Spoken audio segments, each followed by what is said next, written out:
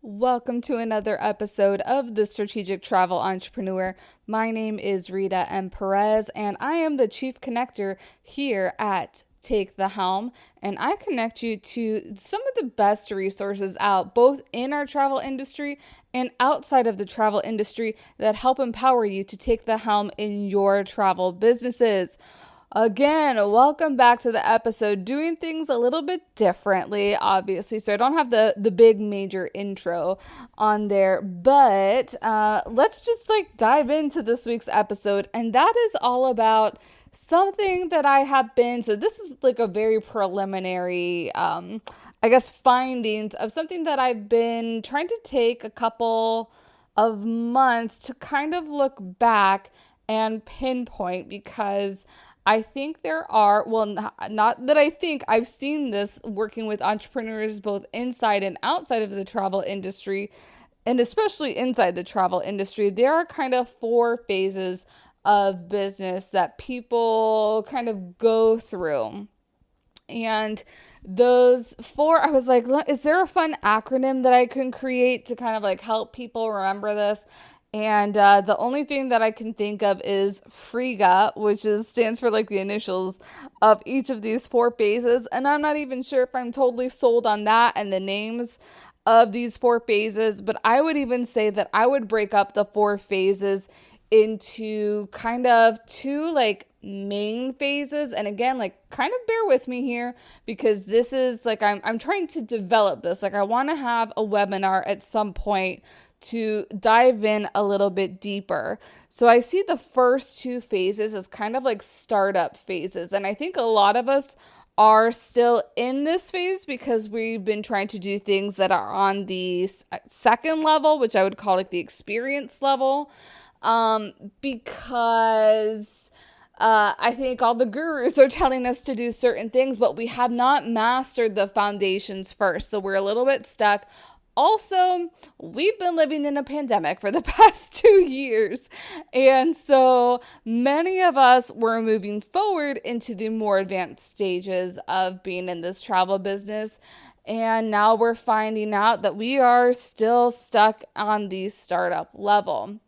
And I don't even want to say that that's a wrong thing, because I think it's been really good and a really good evaluatory period, if I can even utilize that as a word, to do a lot of the things that needed to get done, especially during this somewhat of a down period.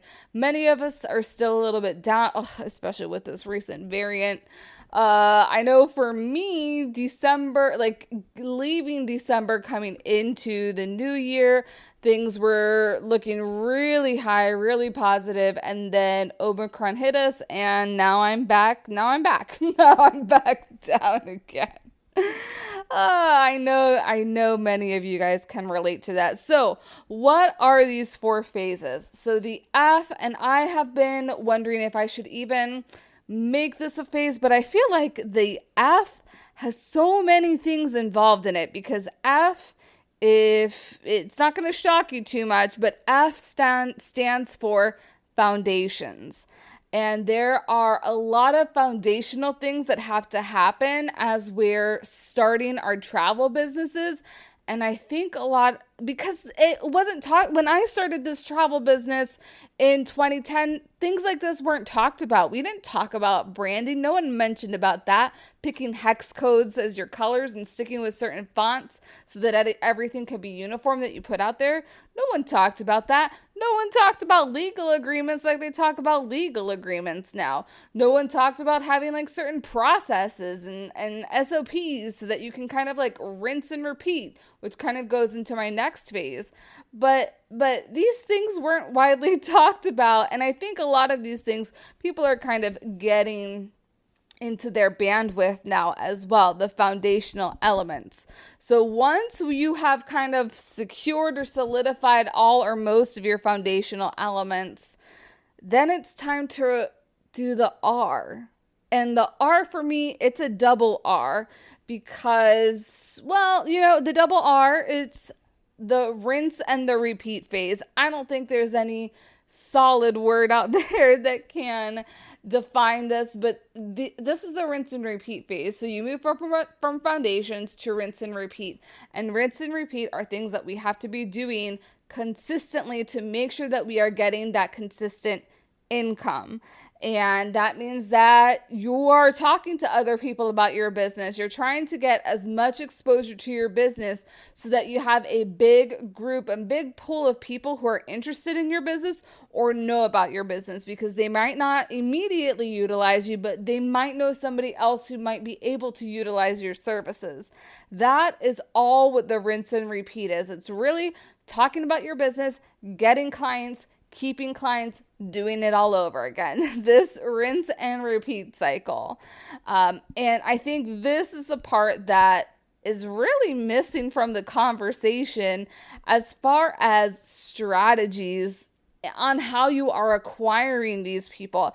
And I know it sometimes sounds really simple, but I think also this is why I created the bingo for your travel business, because these are so simple, and these are, I feel like, little tasks that we check off quite constantly, but we're not holding ourselves accountable to doing them, and we're not seeing actually all the action that does take place in this very foundational, what I call one of the startup phases, the rinse and repeat. You got to sell the travel and do it again, and sell the travel and do it again. So that is the second phase. The third and the fourth phase, I haven't solidified, and that's why I'm not sure if the acronym FRIGA is going to work right now, but it's going to work for the time being since I haven't developed this full webinar yet to kind of really dive deep. So the third phase, I'm naming as grow. And I say that because some other names that I've had, and you probably heard in this phase, are really scaling your business. That's a big hot button word right now. I wanted to do something different in ascending, because you are ascending to the next level. But I think grow kind of stands in there too, because the other thing is that I have noticed that we're not, so things that we don't talk about in the travel business, that everybody has a unique business because everybody has unique needs.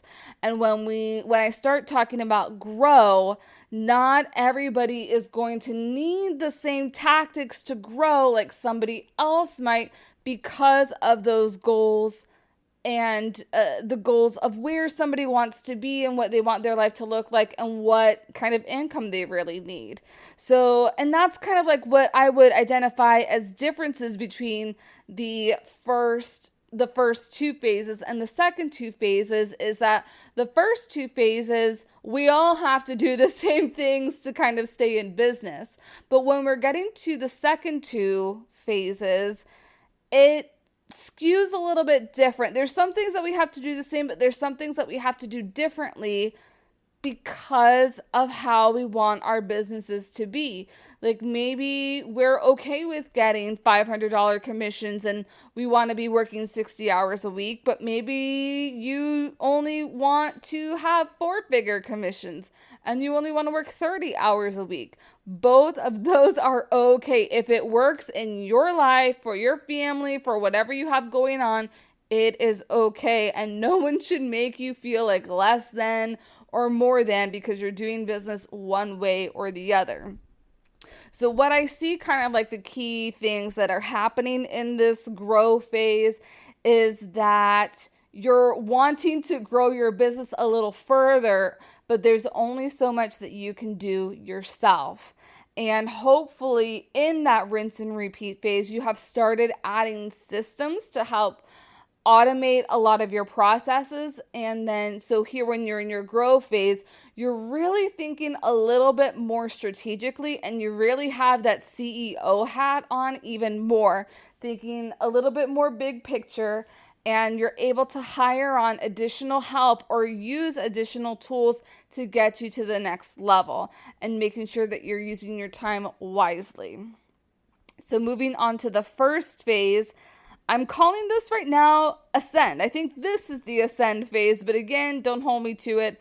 Other names that I've kind of like pinpointed for this phase are Evolve and Adapt. And that is really when you have taken on the CEO hat. And I want to let you know that while each of the phases, there's kind of like less things to do at each of the phases, or less different things to do, each phase has its own set of problems and issues. And just because there might be less things to think about once you get higher up in the phases, that does not mean that there aren't problems or issues that arise. There's just different problems or issues that arise, and you have to deal with them a little bit differently.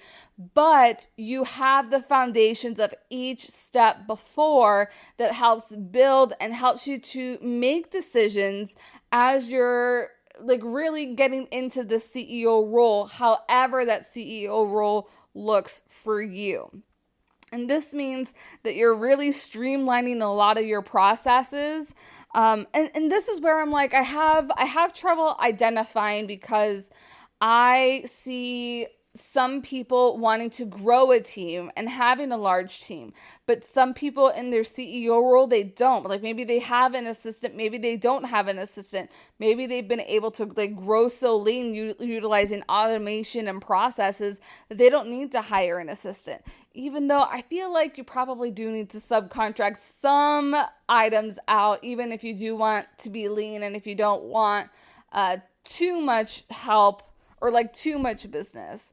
I don't think that you can like really totally do this business 100% by yourself if you don't have some sort of help. So whether that's contract employee or like seasonal type roles, that's CEOs aren't doing it all themselves, especially when you look at the big like Fortune 500 companies. They have a huge team under you, but that may not be what you want. You might not want a large team, but that is also why you set up the foundations in the previous phases so that when you do need to eventually hire out help, you're able to give them like your standard operating procedures, access to the processes or access to the tools that you use, so they're able to, it's easy for them to just slide in and get to the flow of your organization without you having to train them. So this is a lot about even more than streamlining processes, but really strategizing, and even like going back to the rinse and repeat phase, being strategic with the type of work that you take on. And I definitely see, I kind of see like in the grow phase where you're kind of like, okay, I do not want to sell cruises anymore because there's no money in cruises. And I'm not saying this because my business is primarily cruises. I'm saying, again, each travel business owner has a very individual and unique needs. So maybe they aren't making as much money with cruises as they are with luxury safari FITs or whatever it be. And so, so there's a lot of long-term planning, and you are the visionary and you're creating connections so that the team who is now underneath you or supporting you is able to do their jobs.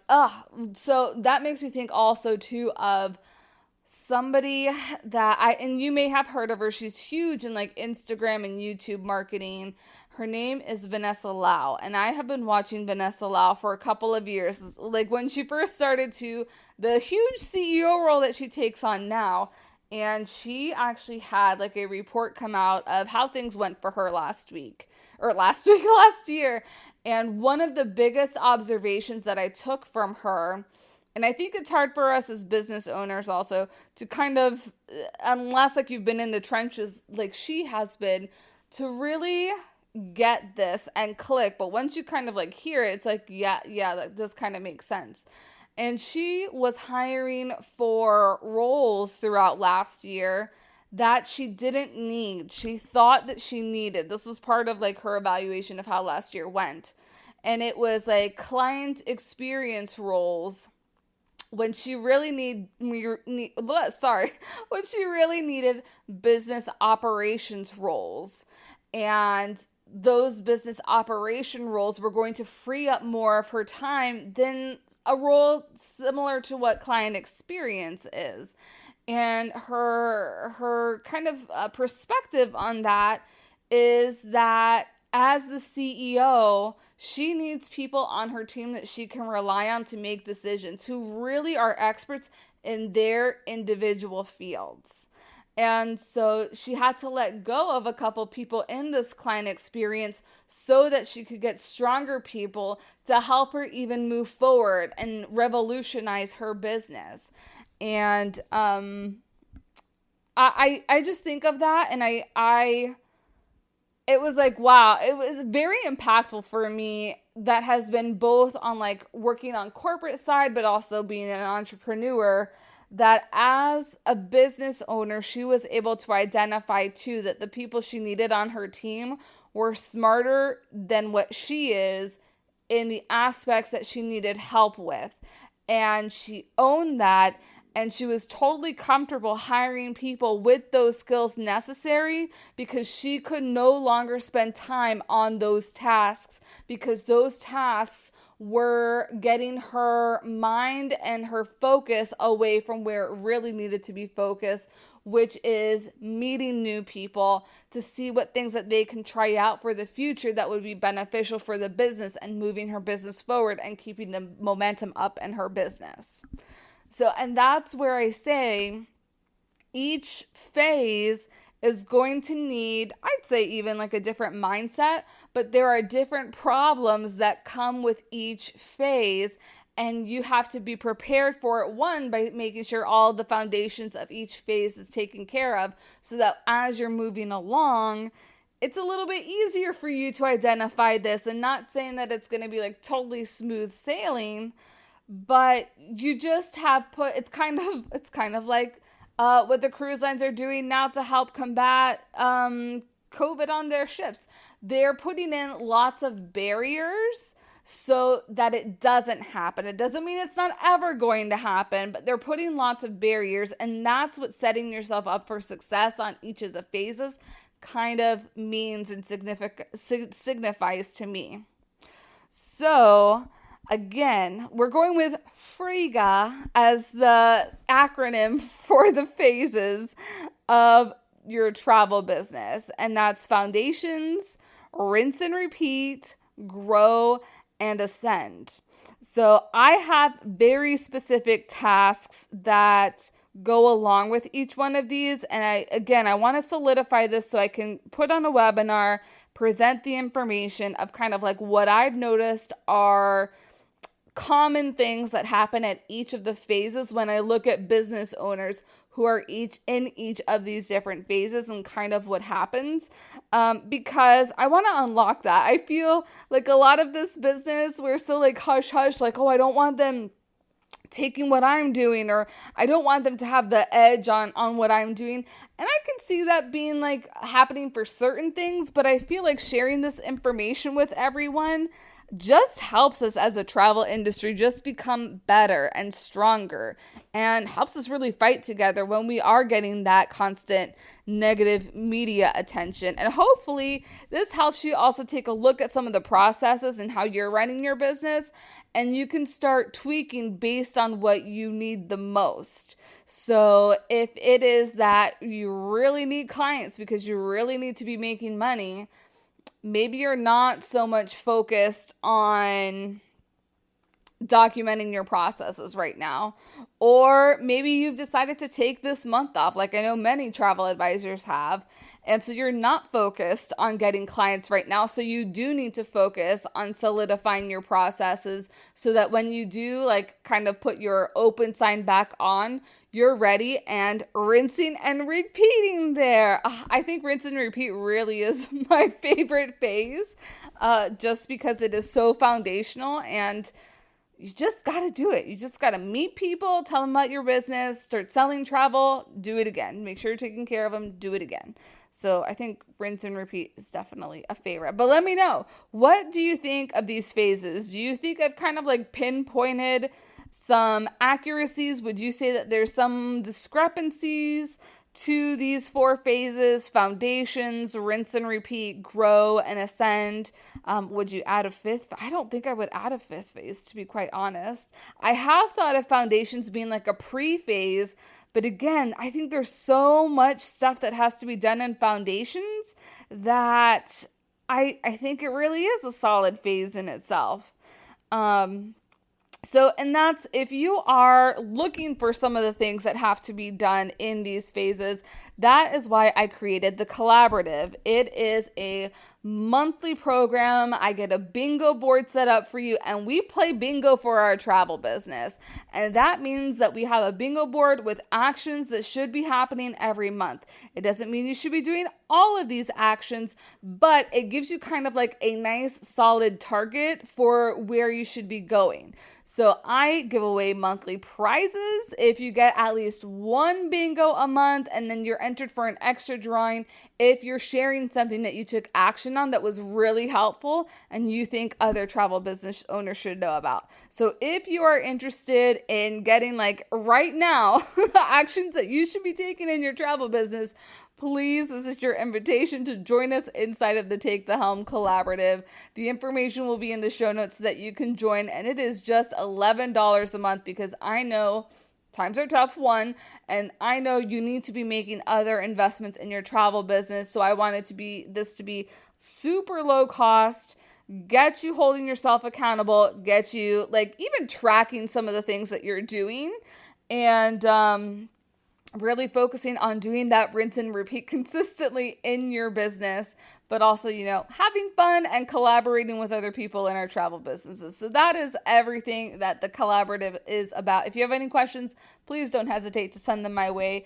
I hope you have enjoyed this very high level overview of my 4 phases of being a travel entrepreneur. And again, I welcome any feedback. If you are in the Strategic Travel Entrepreneur Facebook group, I will go ahead and pop a question up in our group so that we can talk about these phases and what you're thinking about them.